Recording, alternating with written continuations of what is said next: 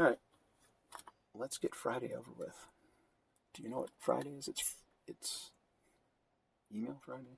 Did I have a name for it? I don't think I had a name for Friday. Or did I? Well, at the top I need to tell you to email me because it's part of this experiment, and you can get your words documented in the record of this podcast. You join the experiment, basically. That's how it works. If you email me, you are a part of the experiment, period. Fridays, I just talk about emails now. Since I have one to read, I'm just going to read it. But let me say, in case you didn't know the email address, it's heregoesnothing@talesoftruth.com. That comes straight to me, and I do what I'm about to do right now. First, a sip of water. Ding ding. Oops.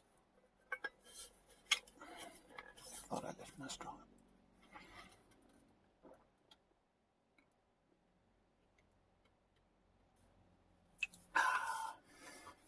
Well, it certainly is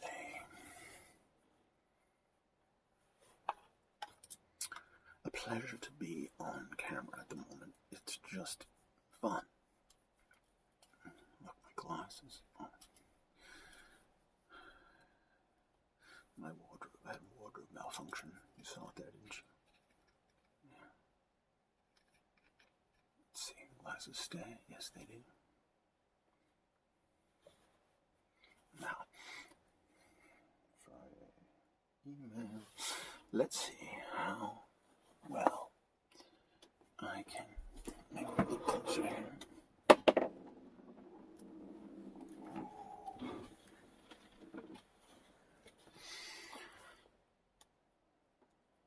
That sound, what was that? Sound effects, sound design. Let's look at this. I wonder what kind of reflection, how much I'm giving away just by showing reflection. Well, let's see. Yeah, let's see how far I went. I don't know. I wonder how much detail this is going to be. I have to lower the resolution on the. I have to check into how much will be picked up in that reflection. But here we go.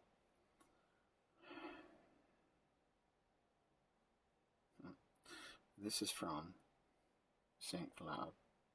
This is St. Cloud 3, actually. Or was it 4? I don't remember. I've read a few emails already from St. Cloud.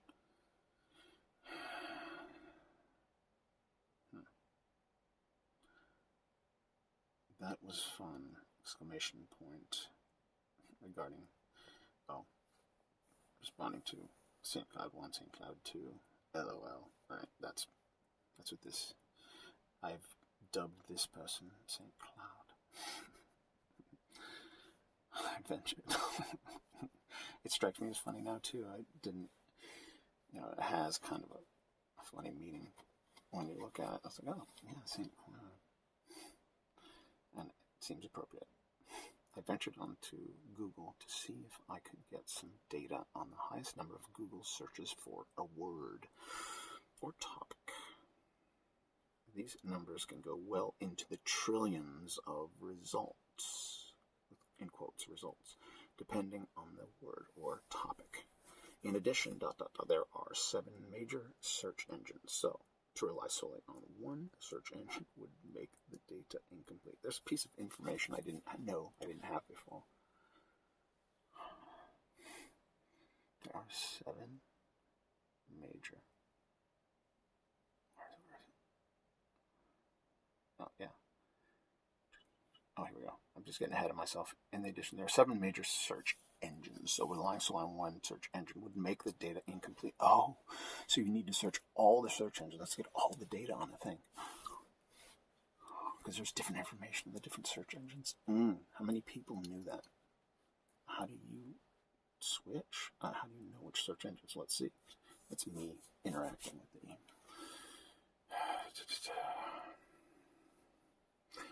For example, I searched the word God, and 1 trillion 6 billion plus results came up. Add to that the results for 6 other search engines, and the numbers become astronomical. Okay, so topics that people are interested in. Yeah, what are the words that people are looking up?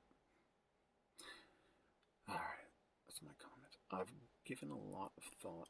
This is not my comment, this is continuing. I'm learning how to read on this podcast here. I've given a lot of thought on the subject of how our advances in technology have not only moved us as a human species further away from connecting with our Creator. I don't know if I buy that. Let's see. Now it is pushing us away from each other. Okay. Yeah, so I understand that sentiment, and I get where that comes from.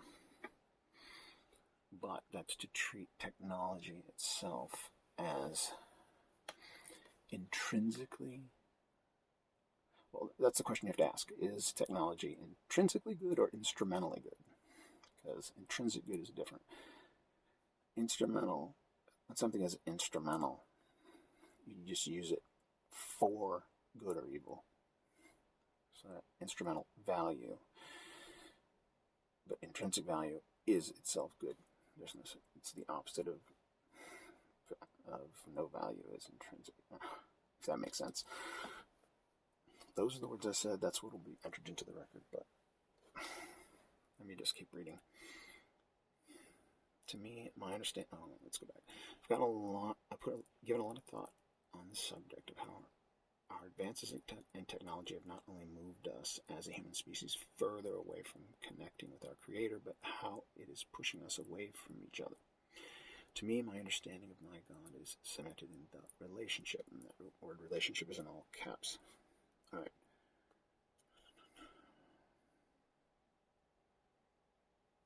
Yes. That is how it is described in the text. Brothers and friends. Yeah. A claim of deity and the offer or the acknowledgement of a state of being. Yeah. It's the acknowledgement of a state of being when you realize what you are according to this theological framework.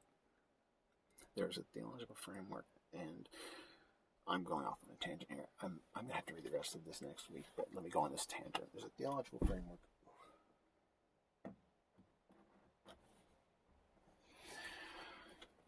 How much of it do my set is showing? Yeah, Freeform Friday. It's out of control.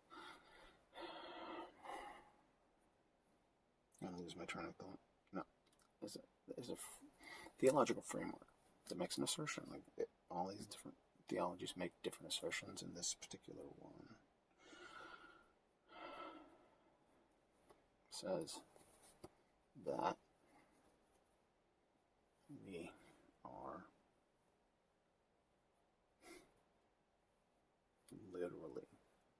literally, actually deities. Right? There's a theological framework that says that. Actually, there's probably several, but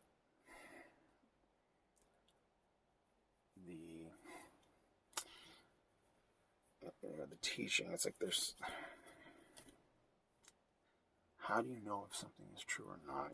You just kind of have to test it out. So that's what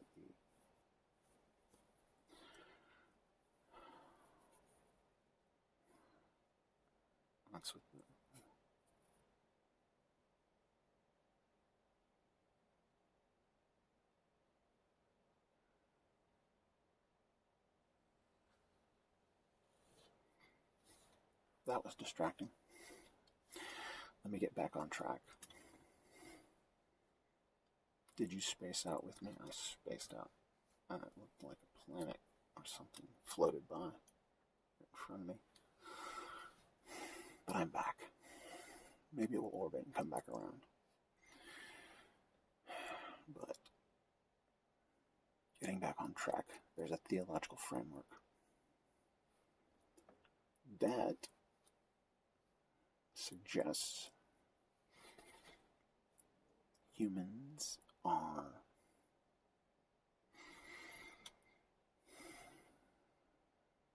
deities, actual deities, intended for eternal life.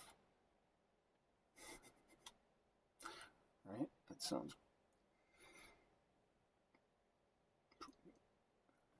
a bit crazy. Just like a hair crazy. What can I say? It's what's taught. A lot of people teach a lot of things. There's a lot of different teachings, but that's one that it's actually fairly common. And some people totally buy into it, and some people absolutely don't. They laugh it off, and so it's like, is it Pascal? No, not Pascal. There's a wager. I forget the name of it. Somebody's wager. They say it's better to believe in God and be wrong. The other way around. That's kind of how it's broken out, I think, phrase. But if you were going to test out a truth, like a truth claim, come straight to that decision in your mind. Truth. What? Oh no, I don't know what it means. Truth. Right? What is? If you really know how to define truth, like there's plenty of people claiming to define truth.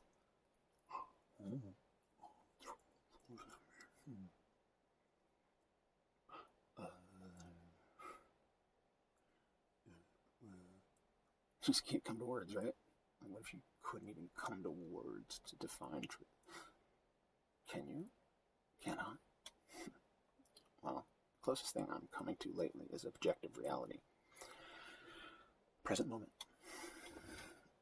Right? What's happening right now, right around me, right now in this continuing moment. And that's kind of what I'm doing in this experiment, tracking the moments. So, if you want to test out a truth, is the human species actually the deity intended for the garden that is Earth? Oh, the deity of a planet. I mean, I'm not saying, I don't believe there are. So I'm a science enthusiast as well. So I was going to say a scientific statement about belief, but the mathematics seem to be against the notion that another spheroid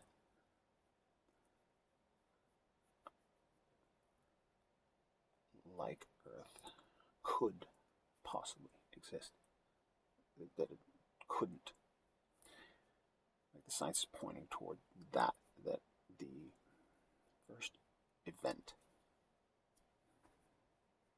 produced Earth as the most advanced end of, or region, the region of space. Like it all just explodes out from nothing. Ability to perceive it. I'm kind of waxing esoteric in my philosophical meditations. It's all there are people that say science doesn't need philosophy or doesn't use philosophy, or philosophy is a waste of time. It's like they don't understand that the very words they're using are philosophy. The two go hand in hand. Philosophy of science is about as, I would say, advanced and important detector of truth there is. I don't know if that sentence even made sense. Philosophy of science is like when you are determining truth. I think philosophy of science is is the field you need to listen to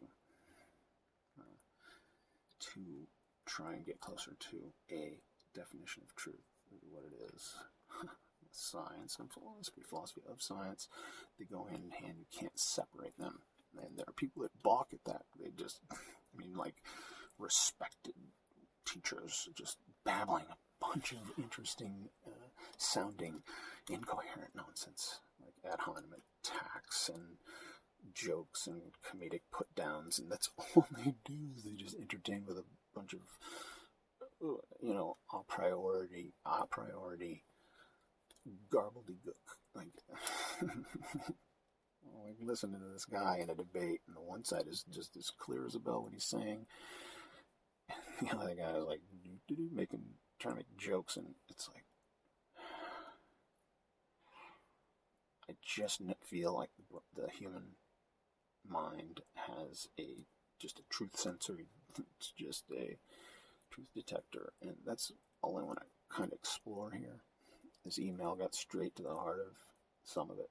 It inspired me and got me thinking about worldviews, like what is true, and there's one. Everybody should step up and try and define it for themselves. Is there such a thing as absolute truth? What is intrinsically valuable versus instrumentally valuable? Start thinking about life and what is the most important thing. And, that's what this discussion is. I like talking about DNA and how it's unique and, amateur scientist, but it's philosophy of science. There's philosophy. Why is what we observe the way it is? When we observe the physical universe, why is it the way we see it? And it seems to make sense and seems to be, it's fascinating. So you can admire science because it describes the universe, but then you have to take the philosophical, you have to answer the philosophical questions as well. Why? Right? The big why. And, sounds like, forget it. Don't even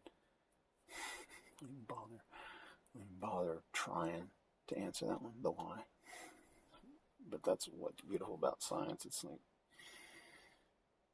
functions are determinable, or purposes are determinable by science. You can test something out and figure out why it exists. And so that's where the conversation is. You can figure out the why. And I like to meditate on the why. And I actually, have been journaling about it. And now I'm documenting it here.